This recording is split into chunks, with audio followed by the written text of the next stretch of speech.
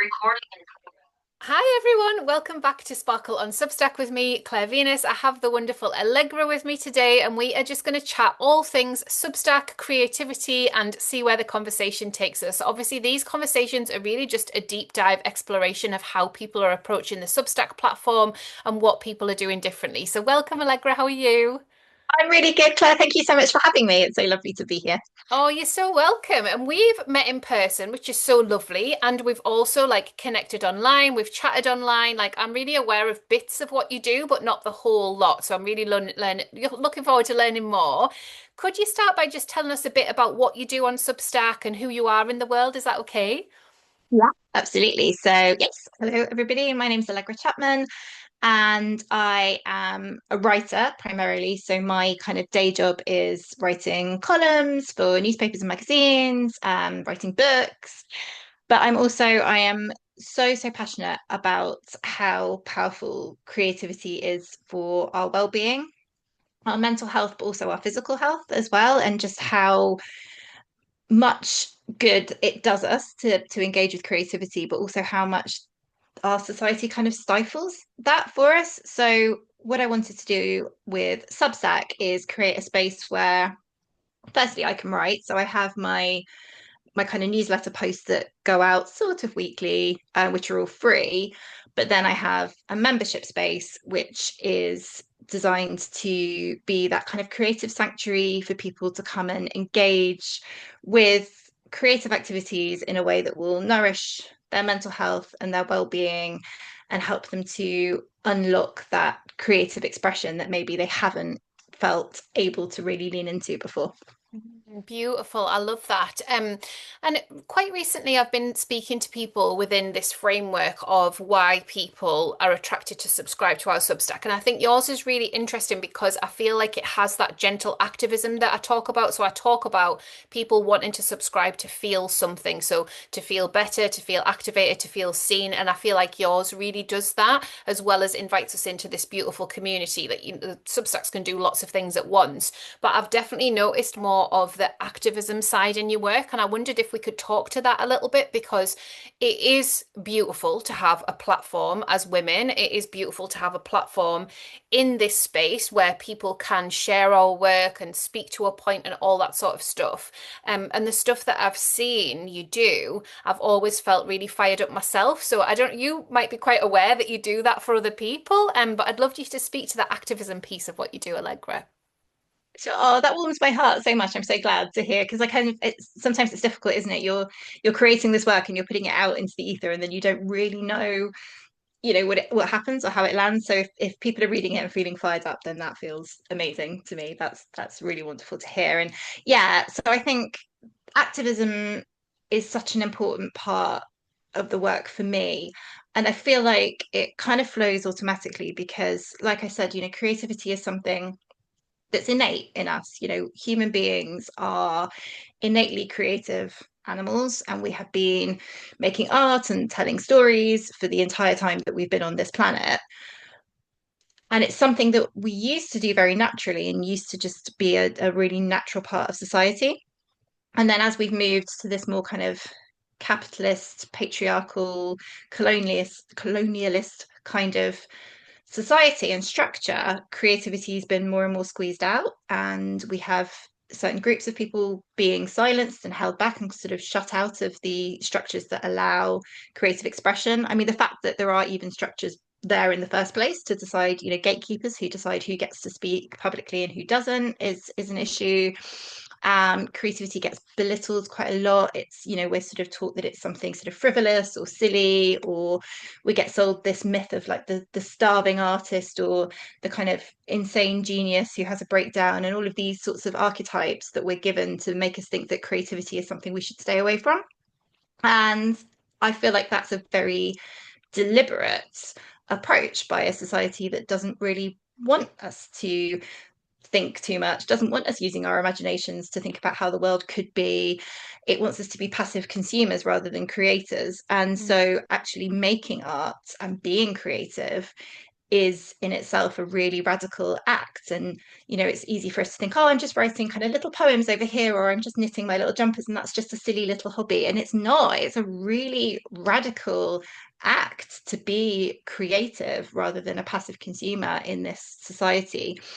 And the other side of it for me is as a neurodivergent person. So I am autistic and ADHD. And neurodivergent people are one group who've been very much kind of silenced and shut down. And, we've been taught since we were children that our way of thinking is wrong, our way of being in the world is wrong, we don't deserve to take up space. And it's can't, that I mean, there's been so much in the news just recently. I mean, we're recording this now in October 2025, and there's been all sorts of things in the news recently about, Trump declaring that paracetamol causes autism, and just all this awful stuff. And it feels like we're very under attack, but lots of groups are very under attack right now, because again, that's how this society thrives, is by turning people against each other and creating division. So if you pick a group out and undermine them, and get people to either fear them or think that they're the problem or whatever, you can have everyone distracted over there, while the powers that be are just quietly lining their pockets and sorting themselves out. So for me, it feels really important to start to break down those barriers a little bit and hear the stories from groups who've been silenced. So for me, as a queer woman, I'm bisexual, I'm neurodivergent, I live with a disability. So that's kind of the area that I feel I can speak to, in supporting those people to tell their stories and find their voice and share their perspective. There are other people doing amazing work supporting other groups, that the communities I'm not a part of, that I wouldn't be able to speak to, but helping them to share their voices as well. But I feel like that is, again, it's such a radical act, because we need to hear from those people, and we need those voices in the world. And when they are silenced, that's when it becomes possible for leaders to demonize them or blame them, scapegoat them for things that are going on, because nobody really kind of understands their point of view. And so they're sold a story. I mean, story is embedded in the way that we see the world. And if you're sold a story that the reason that, your food costs so much and you're struggling to buy a house and whatever is because of asylum seekers coming over to this country, then it's easy to believe that story if you've never heard the perspective of an asylum seeker or a refugee. And once you start to hear those people's stories and you see their perspective on the world and you start to see them as human, it's much easier, much harder for you to blame them or be driven to hating them or feeling against them, seeing them as an enemy. So that's where stories and art can be so powerful, is it enables you to understand other people and see other perspectives and connect to other people. And that's very bad for a society that thrives on division. So again, it's a really radical act once we start sharing those different perspectives in the world. And it's something that I think now more than ever is so, so important. We need to hear different people's stories and see different people's perspectives. Yeah, thank you for speaking to all of that. And I do feel what we can do as people that hold space and have publications online and have voices online, and obviously yours are in books and print as well, is that we can hold the door open. We can hold the door open and be like, okay, like let's have a conversation, let's have a live conversation. We've got that level of confidence where we have the tools, Substack Live, Instagram Live, so let's have the conversation, let's have the bigger conversation. I feel like there's a gentle rebellion in being able to do what we can do with the people that come and gravitate towards our spaces, that feels like we're doing something in a world that is, as you say, terrifying. Actually, if you give it any thought at all, not even a tiny bit of thought, you wouldn't even have to sort of just trip over it and you'd be terrified. It's very, very strange. It's a really, really strange world to be bringing children up in. It's a really, really strange world to be in, considering how many advances we thought we'd made. It just feels very odd. It feels like we have somehow landed on an alien planet to me a lot of the time. And so the gentle rebellion in the words that I write and the creativity that I invite in just feels like we can quiet some of that noise. Like I actually, for my nervous system, can't watch any news it's amazing how much you find out by just not even consuming news. You just find it out.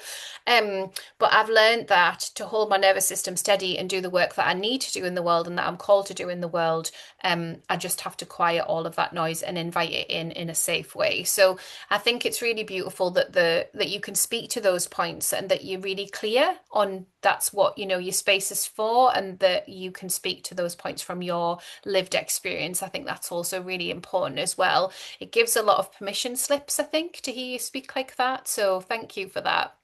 Um, when we go into your Substack publication, and you said about holding that space for membership as well, when somebody kind of lands there, what is the invite to them? Like, are they reading memoir type posts? Are they coming to things? Are they like joining you live on Zoom? How does it work? Yeah, so I think most people probably come in originally when you sort of land on my homepage, it's got my free posts, which is the kind of blog post things, and that's kind of yeah, memoir type. It's usually how I sort of describe it is I write around creativity, mental health, neurodivergence, motherhood, um, and kind of activism in the world. And so what my post will probably land on some of those or some intersection of several of them. Um, and I basically tend to write just whatever is feeling kind of really in my heart at the time and what I feel like I really need to express. And then I think that's where most people sort of find me and kind of come and join in. And then there is the opportunity to then sort of go a bit deeper if you want to join the membership space. And then there is a opportunity for people to start to engage with those resources. And I have creative therapy exercises and activities and tools and rituals as well, because I'm a really big fan of I do like to dabble a little bit of witchcraft. So I like to see myself as a little bit of a creative witch.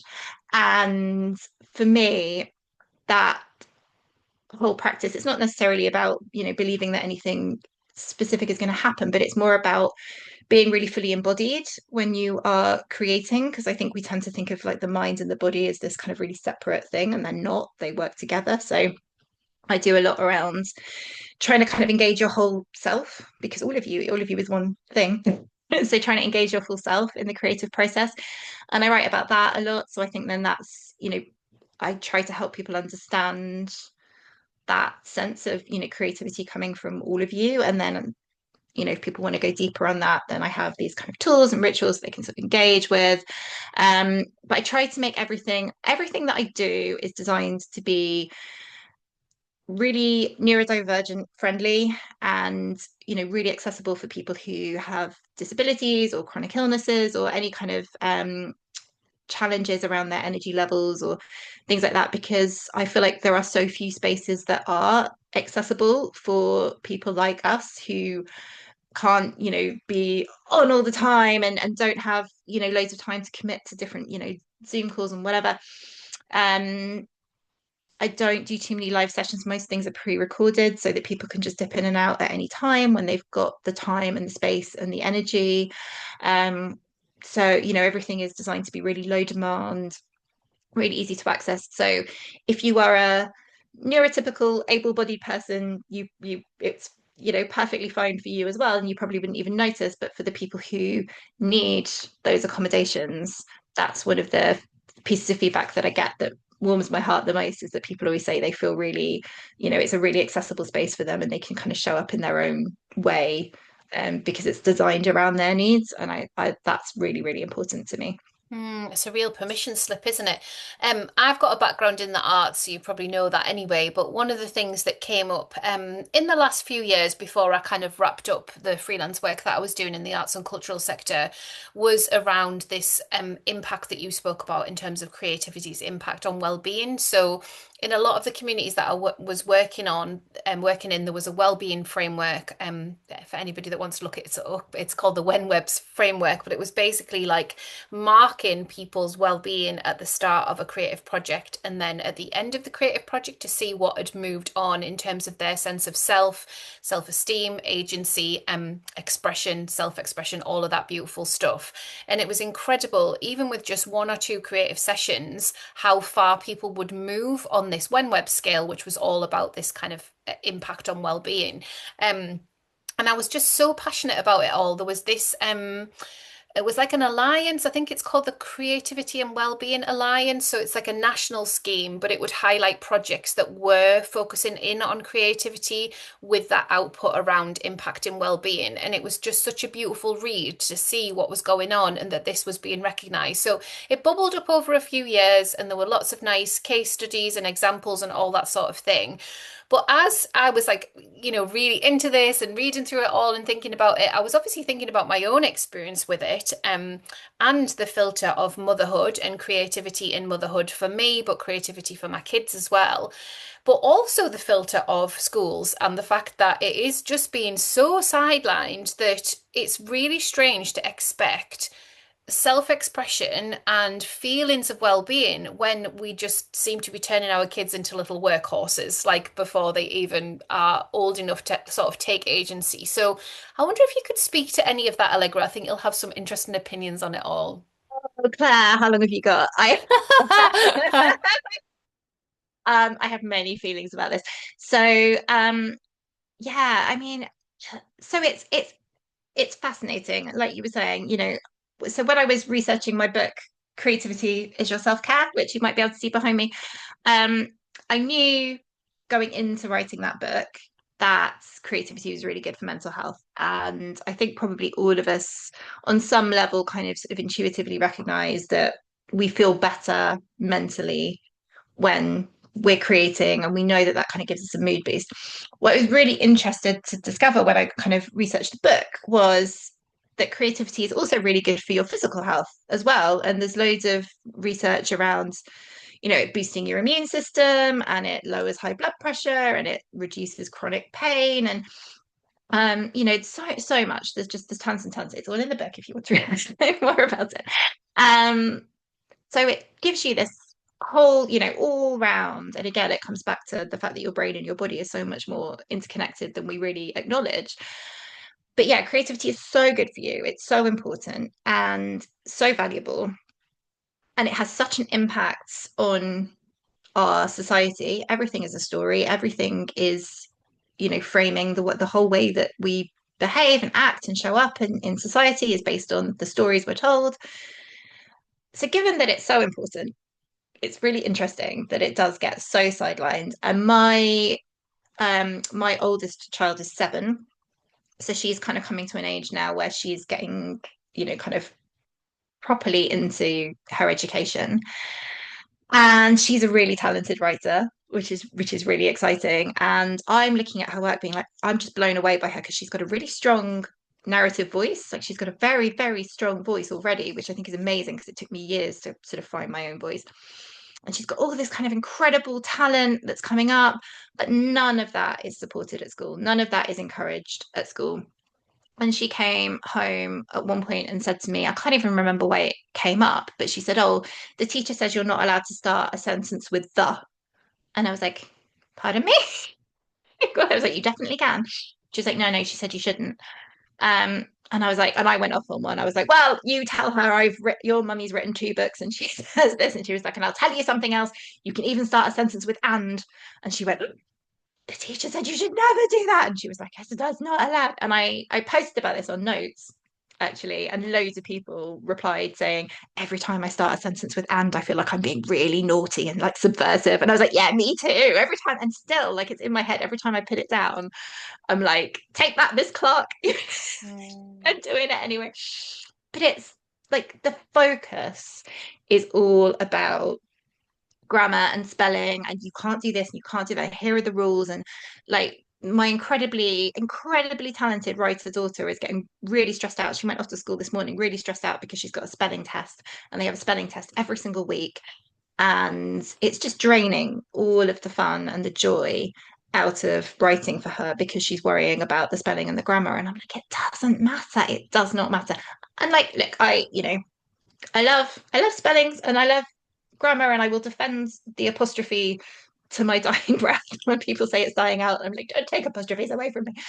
Um, and I used to be a publishing editor, so I know that this stuff has a place, but at this age, all they should be doing, in my opinion, is encouraging them to engage with ideas and engage with their innate creativity and have fun with it and explore. And they can learn the finer points of spelling and grammar and whatever later, because that is something that you can pick up later. And also, if you're a professional writer, you get an editor who does that for you. Like Yeah, the be all and end yeah. all. There are loads of talented writers who are terrible spellers.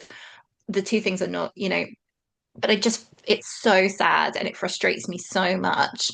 And I wonder how many talented writers and artists we lose who never contribute their work to society because they are convinced from an early age that they're not good enough at all of this kind of window dressing stuff. And it just, I would love to see them in the early years at school, just encouraging kids to have fun and express themselves and engage with just the kind of core of being creative and Mm, understanding what that is and playing with ideas and thinking more about where do ideas come from and where does inspiration come from and how do you express them and what are the different ways you can express an idea. Like that is much more valuable than worrying about whether they've spelt there correctly or whatever. It's so mm, frustrating. And I know so many people as well, and this is another thing that I write a lot about on Substack and I talk a lot about in my work. I know so many people who were put off from being creative because at some point at school, some teacher said to them that they weren't good enough. And I was really lucky. My English teacher, when I was at primary school, was absolutely convinced I was going to be a writer. And he was really supportive. And he used to hang around after class and have a chat with me about my stories and about famous writers. And he was great. So he really encouraged me, and that stuck with me. My art teacher, on the other hand, when I was about, I think I was 8, and I took a painting up. We had to do a painting, and then we had to line up at the teacher's desk and show it to the teacher. So I took it up, and she looked at mine, and she made fun of it, but really aggressively as well, like really nastily mocked it and how terrible it was. And so everybody around me was obviously kind of laughing uncomfortably because that's what kids do when the teacher's being mean. And that just, I mean, I was already quite a shy, introverted, kid with not the greatest self-esteem. So that destroyed me. And that was it. The story in my head for the next kind of 30 years was that I was terrible at art and I couldn't do art. And it's only recently that I've rediscovered just the joy of playing around with paint and just making paintings for fun. And I've got really kind of into it, and I actually think some of the stuff that I've produced has not been half bad. But also it doesn't matter whether it's good or not. What matters is I'm engaging with it and I'm having fun with it, and I'm just expressing myself and playing around with art, and it's just fun. But I shut myself off from that for 30 years because I had this story in my head that I wasn't good enough. And I speak to so many people who've had some experience like that with an art teacher or an English teacher, or somebody at some point in their childhood shut them down and said, no, you're not good enough, or this is a waste of your time, or whatever. And so they've just never allowed themselves that creative expression. And it's mm. so damaging for people, and it's so sad. So yeah, a lot of what I try to do with my work is try and get people to let go of that story in their head and convince them that their Mm. art teacher was talking rubbish. And it actually, it doesn't matter if you're any good at it. It's about this, the process is the point, is what I keep saying over and over Yes. again.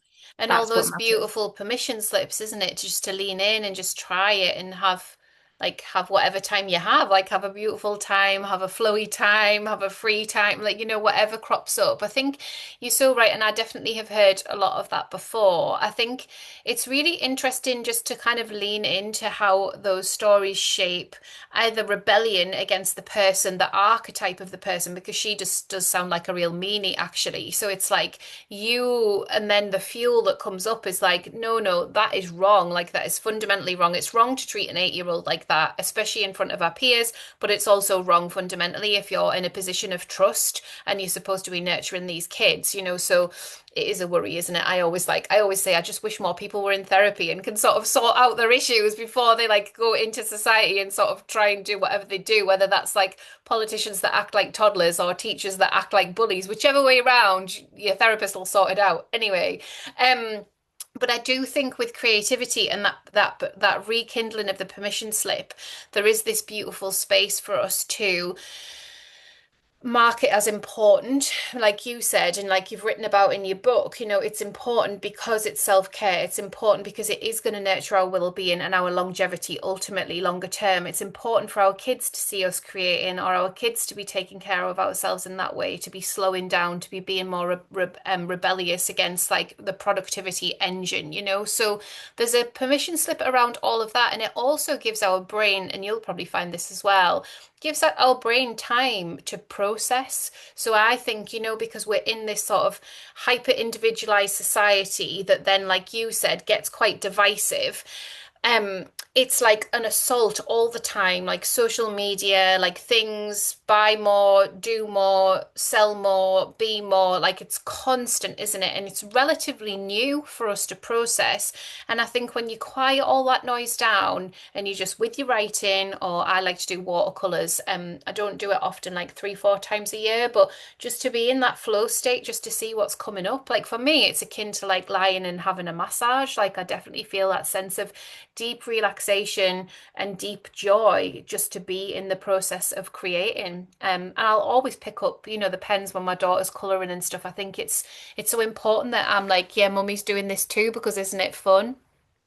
Yeah, I think that's really great as well when you can model it for your children and it's giving them permission as well because there's all of this messaging around it being, frivolous or whatever is it goes so deep. So if you can model that for your children, it's also just like it's a really nice thing to get involved with your kids. And for me, I think it's really useful in helping my kids kind of express their feelings and get things out that they're maybe struggling with or whatever. So that's really useful. It's a great tool for them, and the earlier they can learn it, then they're not having to unlearn all these messages that we've kind of stored Mm, up, and they can sort of engage with it from quite a young age. But yeah, it's interesting as well because we've been sold, like you were saying, we're constantly bombarding with these messages, buy more, do more, like we've got to be productive. If we're not being productive, then we're just wasting time, which we know is really toxic and we know doesn't actually serve anybody, but we keep doing it anyway because again it's so ingrained in us.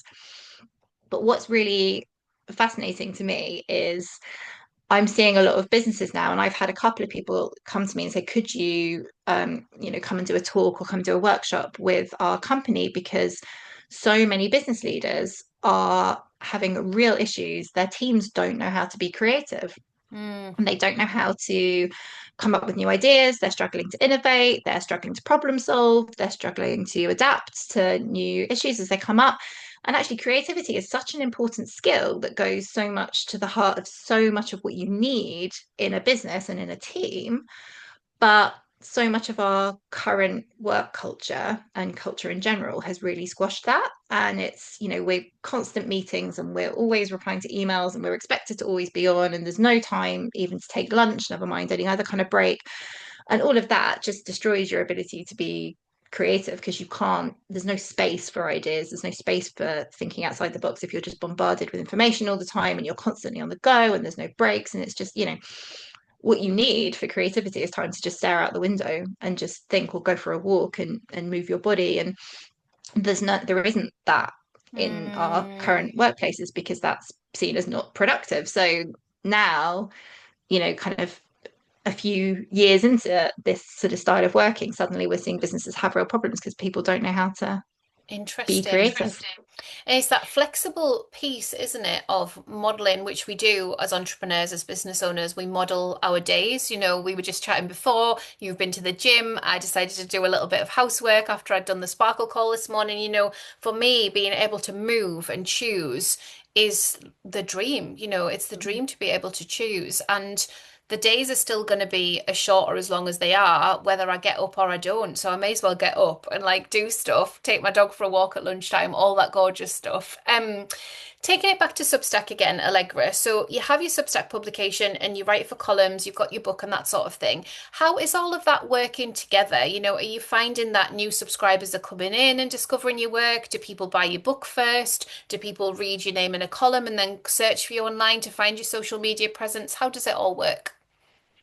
Yeah, I think there is. I think a lot of my initial growth was within the Substack platform. And I definitely think a lot of people still either discover me through Substack or discover me through other Substacks. I think, that's one of the Mm, things that I find most beautiful about the platform is there is that really lovely sense of community and you connect to other people and you work with other people. And I've realized now, like I talk about people as friends to my husband, like I'm chatting about like, oh, I was chatting to this person, I was chatting to this person, like they're like, who are they? Like, oh, actually it's just someone I know on Substack. I've never actually met yeah. them. They feel like they're my friend. um but yeah, it that community I think has really driven a lot of growth. And it's something I've been working on to try and bring that ecosystem together. So one of the things that I spoke to you about a little while ago was like, I don't know what to name, what to do with like I had another publication which had a different URL and I needed to change it. So I was going to migrate things over, but then I also was like, should I just use my name? Claire was very helpful, gave me some really useful advice. Um, so I've kind of claimed my name as the URL, but your creative fix is still the kind of the Substack URL that I'm using for my platform. Um, but I've got my name, allegrachapman.substack. So I'm using that now as a kind of way to collect together my portfolio really. So it's got Mm. links to articles that I've written and my books and other stuff that I'm doing so that that's all kind of collected in one place. So that's another way that people can sort of find me. People definitely do look for me, but what I found is really interesting when I have a column in a newspaper or a magazine that really resonates with people, they then seem to find me on Instagram. So that Nice. seems to be where they go to. And then, but then my Instagram points to my Substack. So then people will sometimes then, follow me on Instagram for a while, see what I'm doing on Substack, and then come over there. Um, and I've been experimenting with YouTube, which has been working quite well for me. So I've got a YouTube account at the moment, which seems to get quite a few views. So that then points to Substack. So all of these things I'm starting to put it all together, but I think there's still some work to do to kind of work on that ecosystem and how it all feeds each other. Oh, beautiful. That's really lovely to hear. I'm absolutely obsessed with audience development and how people develop their audiences, especially like now in 2025 across the platforms, because we can't do all the platforms. We could hire a team to do all the platforms, but then it just seems bonkers if people are just on all of the platforms. Like, surely that is just another tool of mass distraction to keep us from doing what we're actually meant to be doing. So I, fiercely guard my time that is around writing my book. I'm like, I'm writing my book, and it was like really interesting for me at the start of the year because I thought what I was going to do is curate Substack posts into that book. And then the book was asking to be something quite private, quite quiet, quite different to the style that I use on my paid newsletter Substack over at Creatively Conscious. And I was like, well, that's interesting. And it's been really nice as well because I haven't had that kind of instant response. Like I've been writing it for a year, nearly a year. It'll be a year in December and it'll be coming out, it's definitely going to be finished. And it's like, it's different. It's something completely different. So I do think it is really interesting to be like, I've got a funnel of people coming through here. I've got people that I know will behave in this way. Whereas if they read a column, they're going to search for my Instagram. And I know that's been true of some of my clients that have had books out in the world and then have an article in like mainstream media or, any sort of press, really. It seems like they get that little flurry, that little influx of Instagram followers. And we know how it works from there. You've got to try and reach them again and follow and all of that sort of stuff. Once they're following, they don't necessarily see your stuff. Has there been anything where you have shared your voice in a column and then people have come in and like they've waded into your DMs and they want to have a chat with you that way? Or is it more like the quiet follow that's going on? It depends on the piece. I do definitely get some things where people are like, I have opinions. Do you know what the piece that the one of all the things I've written, and I write a lot about things that, feel really important to me and feel really important to the world. And the thing that I got the most traction of in terms of, in a third party publication was I wrote about people not controlling their dogs when they're out. Okay. And um, so basically my daughter's kind of developed a little bit of a she's getting over it as she gets older, but when she was quite little she was really afraid of dogs because all of these people would just let their dog just run up and jump up at her. Mhm. And if you're a very small toddler and there's a massive dog jumping on you, that's really scary. Yeah. um but people would let their dogs jump up and then they shout over to me going, oh no, it's okay, he's friendly. Don't really care if he's friendly, get it off my child. um Anyway, so I wrote an opinion piece on that for the I paper, and oh my god, my DMs went mental. Like I don't think I've Nuts. ever had so many DMs in all my life. And I was like, of all the things I've written about, like I write about, neurodiversity and parenting and, challenges with the education system and all of these things I really care about. And the one thing everyone wants to talk to me about is dogs. But it obviously just really hit a chord with people, and so many people were like, oh my god, yes, I'm so glad you said that. um and interestingly, so I wrote on Substack a piece about ages ago, um, about Stephen King, and I love Stephen King, so I Mhm. feel a little bit bad that this I went remember so this one. viral. Yeah. But his he I love him normally, and normally he's wonderful, but he quite pompously has said that proper writers write 2,000 words a day, and if you're not sitting down every day and churning loads of words out, then you're just an amateur and you're not a proper writer. And I was like, Stephen, with the best will in the world, that's okay for you to say because he gets, his meals cooked for him and his kids looked after for him by his wife, and everything else is dealt with for him, and he is a neurotypical person with and also I think for him, as a recovering addict and whatever, writing has been a real therapy, so that's a Yeah. thing that So it's he like a needs. non-negotiable for his creative Yeah, practice specifically. Yeah. so that works for him, and that's great. But to then start making proclamations about what everybody else should be doing and judging other people based on that practice, I was like, no, no, Stephen, we're not doing that. So I wrote a piece about that, and that went absolutely crazy. And again, I think because it just struck a real chord with people, and they were like, I must speak with you about this. But it was lovely because it was just like, I think a lot of people were like, yes, I don't have to do things the way that Stephen King does them. I can do it my own way, and it is okay to not, sit down and write 2,000 Mm, words a day. Most people can't do that. Like it's just not possible. And I think a lot of people feel, and this is one of the reasons I have a course called Divergent Creatives, which is specifically for it's designed with neurodivergent and disabled people in mind, but again, it's suitable for anybody. But the idea is that if you have been trying to follow this kind of restrictive advice on the sort of standard productivity gurus, and it's not been working, like I think quite often we feel like it must be us, we're the problem, we're a failure, we're not good enough. And I definitely felt like that for a long, long time, and didn't give myself permission to sort of be a professional writer. And I held myself back because I was like, well, I can't sit and write 2,000 words a day.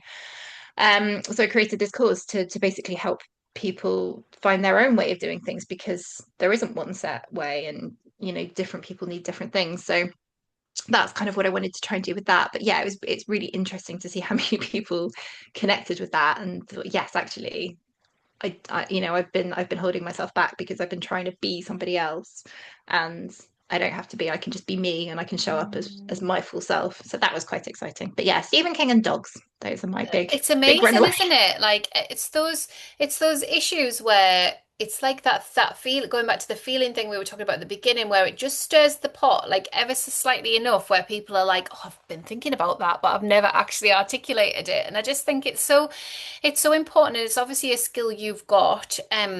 Dogs aside, to be able to like stir people up and be like, we're going to talk about this. Like you even said that. And I think that is really beautiful. You know your voice really, really well. And that's what I always feel when I'm reading your work. It's like Allegra knows a voice.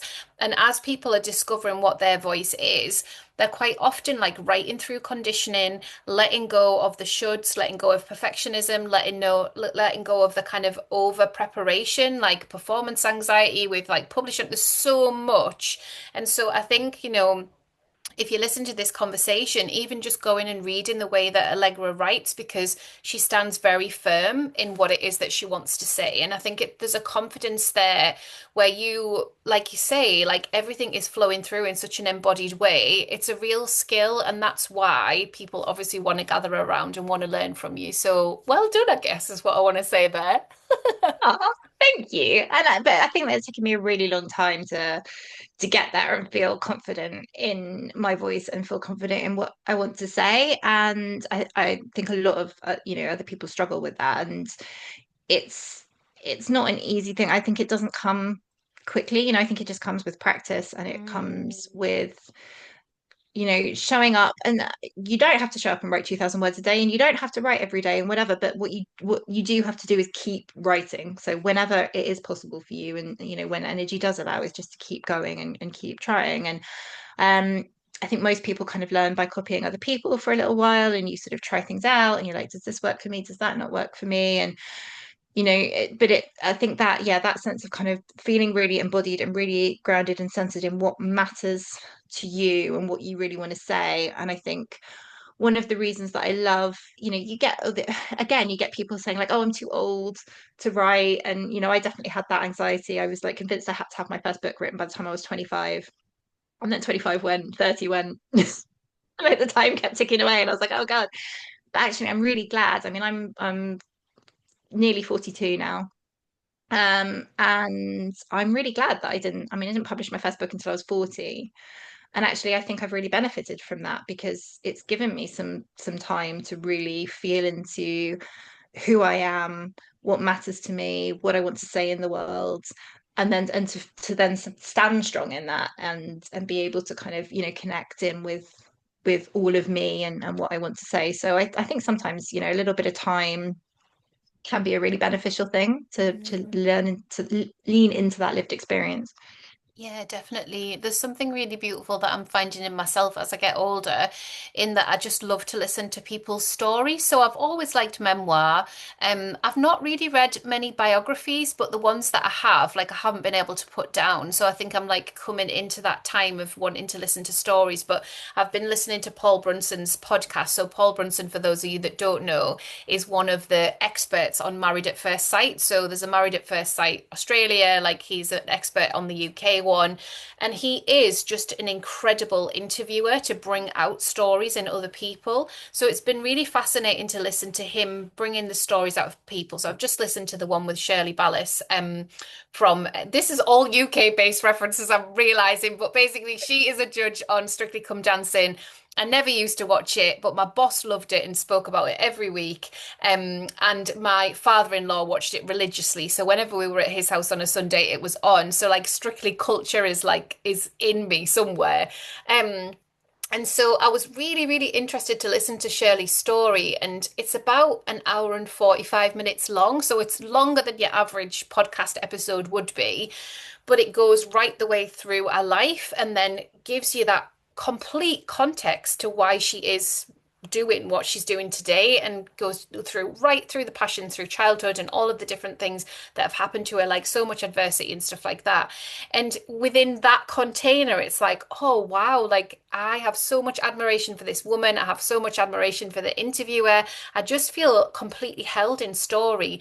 And for me, I recognize in myself it's about escapism. So I want to escape into other people's stories because it's a beautiful place to just be held, you know? Whereas sometimes online, it's like, well, there's a bit of this and then there's that, and there's the distraction thing over there, and I really should catch up on that. It goes into the shoulds. Whereas for me, the audio storytelling I've noticed in myself recently is that like feeling of just being held in story, and what a beautiful thing. Because, like you say, it used to be something that came a lot more naturally. It was something that we were able to just not trip over, and then something happened within the school system that stopped us from using our voices in that way. And then obviously some of us have come back to a reclaiming. So here's to that. Yeah. What I find really fascinating as well, just to speak to that point of the reclaiming, is there's a real resurgence now in folklore and Mm. mythology, and people are getting really into that again. And but that used to be, I mean, once upon a time, we would all have gathered around the fire in the evenings, and somebody would have told a fairy tale or a folk tale, and that was so much a part of our society, and those stories were kind of passed down.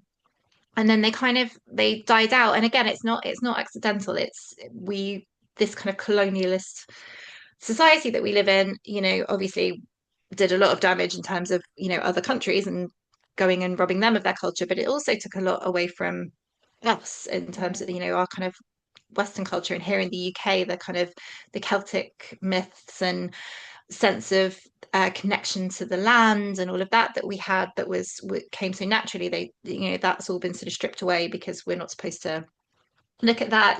First of all, they brought Christianity over, and then the god of capitalism, and all of that is instilled. We have to worship that, and we can't think about our connection to the land and to each other, and to creativity as a force. And at that now, I'm seeing a real resurgence in people trying to return to those old folk tales and trying to recover them and bring back the old stories. And I absolutely love Sharon Blackie, who's on Yeah, Substack, who she's writes really amazing. art. She's going to come on my podcast. I asked her the other Yay! day. I need to email her, but yeah, she's going to come on. So that'll be nice. I'll have a chat with her. I love her. I love her books, and her work around it Because is we were at absolutely the same incredible. event, weren't we? Did you come to the Sharon Blackie event at the Annex Story Fest when they did it the first year? Yeah, wasn't it amazing to be in that audience? So good. She's incredible. And I mean, I talk about Mm. storytellers. I mean, I think everybody was just spellbound. She's such an Yeah, that's incredible, exactly, yeah. That's exactly it. amazing. Yeah, I was there fangirling away. She was just brilliant. So yeah, she does a lot. For anyone who doesn't know, she is a mythologist. She's also a psychologist, and I think the way that she blends those two specialisms together is fascinating. And it's just, yeah, it's amazing. But she's written quite a few books that talk about those old Celtic folk tales and the importance of connecting with them. And she talks about it from a feminist point of view as well. So as women reclaiming some of those stories and the old goddesses that were so important, because again, it's a story. You tell a story of a male god who's in charge, and women being second class citizens, and all of that gets woven into the fabric of our society. Whereas when you tell stories about female goddesses and powerful spirits who are forces in the world, that shifts your perspective on how Mm. life works and how society should work. So again, these stories are so important. So yeah, it's really interesting, I think, seeing people reclaim those and wanting to tell their own stories again and reconnect to.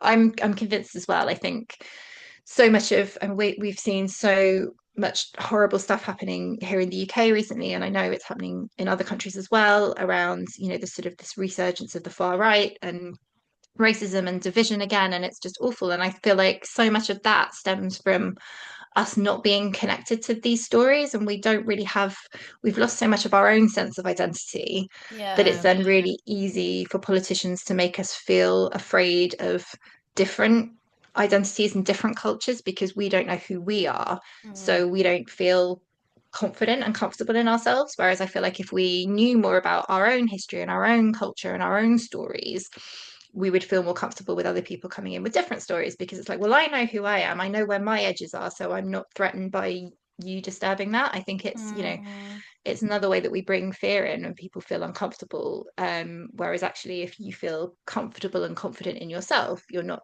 afraid of, or it's not as easy for them to make you afraid of other people. So I'm really hopeful that that sort of reclaiming of these stories and reconnection to story will hopefully be a Mm. positive force in the world. Yeah, definitely. I think, and when you were saying and articulating all of that so beautifully, I was also feeling into this thing that's been kind of bubbling up in me, where it's like, why are we so aspirational towards billionaires? Like, haven't we looked at what a billionaire, like the resource a billionaire needs to take to become a billionaire, and then the way that they drain everything that they drain, and how billionaires are built on slavery and people not being paid a fair wage and all of that sort of stuff. And it's like, why is nobody looking at that? Like, why can nobody see that society has multiple billionaires and so much wealth? We live in a really affluent area, but it's also a royal area, so it's super interesting because things like, I was speaking to somebody in the sauna, this is a proper tangent, but like he was a lovely older gentleman, him and his wife were retired, and he came to sell the house and move into retirement housing. And he was telling me the story of how he had to apply in retrospect to the Duke of Northumberland, who is a royal,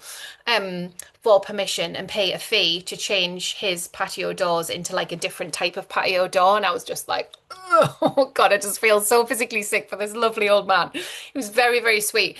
But yeah, I just sort of feel a bit like, haven't people worked out what's going on? And is that, am I feeling that because I am so awake all the time, like too awake, and then you don't want to go into that place of like tripping over yourself into it. You just want to do what you can do to kind of, yeah, just swell creativity and swell voice and swell storytelling. But that's the piece where I'm like, how haven't people seen, like, what is going on? I don't know. Sometimes I see some really clever writing about it, but a lot of the time I just feel like people are just aspiring to be billionaires but haven't realized it. And it's like, no, that's like a few people that are going to do that and be that because of the way it's built. So, yeah. And again, it's another, this is the story that they've told us that, if you work hard enough, this is what you can have. But we know Right. that's a lie because most people can't have that. It's not possible. But again, it's, we've been sort of set up to think that consumption is a virtue because that's what they want. They want us to be passive consumers. They want us spending money because that, fuels the system, and that's what lines those billionaires' pockets. But this is the whole thing. It's the whole system is designed to benefit a few people at the top, and the rest of us are just cogs in the machine. So they want us working really hard and thinking productivity is a virtue, and the measure of our value as a person, so that we work ourselves into the ground for them. And then if we burn out, they don't care because they'll just replace us with somebody else. And they want us passively consuming and spending money, and whatever they will engineer it so that we feel bad about ourselves, we feel scared, we feel vulnerable, and then they're like, oh, but I've got a solution for this, give me all your money and you can have this and you'll feel better. So we keep on buying stuff and keep on lining their pockets. And actually that's, that comes back to what I said earlier about creativity being such a radical act, because to actually start creating in a world that just wants you to constantly consume is really powerful. And it might not feel like it might feel like a really small thing, but it is the best way to sort of push back against that system and that mentality, to actually be creating in the world and not just consuming. And it can feel really hard because, like you said, so much so much going on, and it all feels really overwhelming. It all feels really depressing. And sometimes you look at it all, especially if you are someone who's quite engaged with the world and quite socially conscious, you can just look at it and think, oh my God, it's so much, and what can I possibly do? And all of us are only just one person, and we have limited power. We're not billionaires. We don't have, huge impact. So it does feel difficult, but all you can do, like you said, is just look at your little corner of the world and what influence you can have, and do your little bit. And all of these small actions, if all of us become more engaged with creating rather than consuming, it's all little ripple effects. We are just one person, but we're also part of this whole ecosystem that is all connected. Mm. So if all of us start doing those little actions and taking those little radical steps, then it ripples out into something much bigger than us.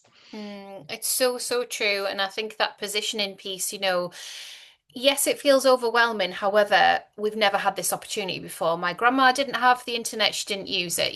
She didn't do any of that. Obviously, my mum is a digital migrant, but the internet has been here with us since we have been teenagers. We know how to use it. We know how to utilize it. We know how to use it to communicate. And I feel like that can be an absolute force for good. Whenever I feel wobbly about any of that, because obviously there is ancestral healing to do, a lot of it, I think about my daughter and I feel like I just want to make her proud. I'll think about my son and how proud he is that I've got a YouTube channel. He's so sweet about it. Like Substack, he's like, yeah, whatever, man, but YouTube, yes, so cool. Um, and being able to do something that impacts, like you say, because people, and you'll have this in your community as well, people tell us this really impacted me. People tell us like this really unlocked this for me. Like this isn't small work to be doing. This is really beautiful and poignant work. And you're doing it beautifully. I'm doing it beautifully. And there are lots of other examples of people on Substack that are doing it beautifully. So if you do, this is obviously like mentor Claire, like advice giver Claire, but if you do find yourself feeling overwhelmed at all of the noise or all of the things, you just have to quiet and go, what an opportunity it is to be a person who can use the internet and has this tech. Like even thinking back to the WordPress blog that I had that kept used to keep breaking, compared to now on Substack. It's only been 3 years, it's not a long time, but it feels like in that time I've been able to create a lot of good, and so have you. And I think we hold on to that and we keep going, don't we? You're an absolute force for good in the world, Allegra. It's been so beautiful to connect with you, to speak to you. I really want people to read your book and to go over and learn more over at the Creative Fix and just connect to what it is that you write about. I feel like you've got this beautiful way of just kind of cutting through and enabling us to feel really witnessed and seen. So thank you for being you. Thank you for writing on Substack. Are there any other links or anything else you want to share before we wrap up? Right, that's so beautiful. Thank you. I'm going to take that with me for the rest of the day. That's going to light me up. Yeah, so the Substack is yourcreativefix.substack.com. So I'd love for people to come and check that out and get involved with us and have a chat with us. It's a lovely big group of people, and they're all so supportive of each other. It just really warms my heart. So yeah, come and say hi. My website is creativefix.net as well, and you can find my book. And I've got creative oracle cards on there, Oh, little prompt nice. cards for people to help kind of spark your creativity and stuff like that. So it's all those kind of things. And then, yeah, the book is Creativity is Your Self-Care, which is available on Amazon. So, yeah, but thank you so much, Claire. It's been so lovely to speak to you. Oh, so nice to chat to you. I'll talk to you again really soon, and I'll see everybody on the next episode. Take care, folks.